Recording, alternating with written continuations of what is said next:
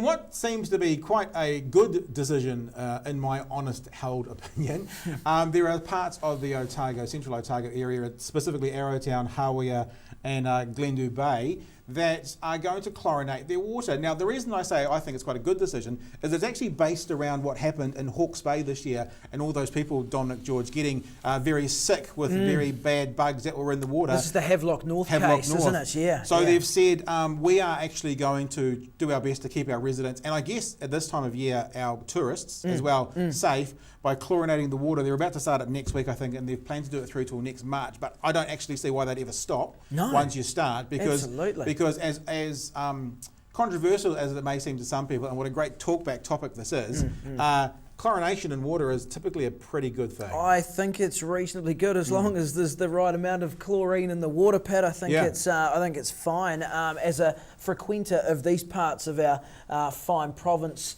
Pat, as well, I fully welcome it. I think it's a great idea, a great initiative. Hasn't seemed to cause too much angst either. I think common sense will largely prevail on this one. It's a common sense approach to a problem. But why would you want to invite any sort of situation like they saw in Havelock North, which was a public health disaster? Yeah, I think I'm not yet fully up to specs with whether this will definitely kill all the things like it was norovirus, wasn't it? Pretty much, but I'm assuming that it will, because they're saying this is why they're doing it. The other thing is, like, we've got a water filter at home, so we can filter out most of the chlorine, most of the things within our system. If that's your choice, but it still means getting to our tap, it's killed all the crap. Yeah, so in other words, people often say, oh, you can put chlorination tablets in your drinks, we should have the water pure. I kind of think the other way makes more sense. Yeah, it does. You can make it pure, yes, ish, and you can have chlorination to treat it. It seems better. Yeah, mass chlorination. Let's have a look what they're saying. The Queenstown Lakes District Council Chief Engineer,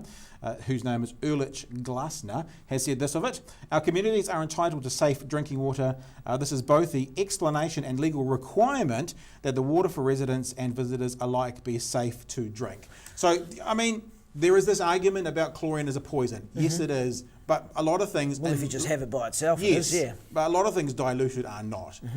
If there is evidence, which we don't have images for, but you can Google it yourself, that if you have a look at places around the country that have non-chlorinated water, things like teeth rot and stuff amongst children is a lot higher. So, look, some may really react against this, and I'm cool with that. Go for it. If you want to mention it in the comments, no problems at all. But for the reason of trying to keep people healthy and safe, I think we have to and should probably applaud chlorinating the water, at least for the interim, to give it a test to see how it goes.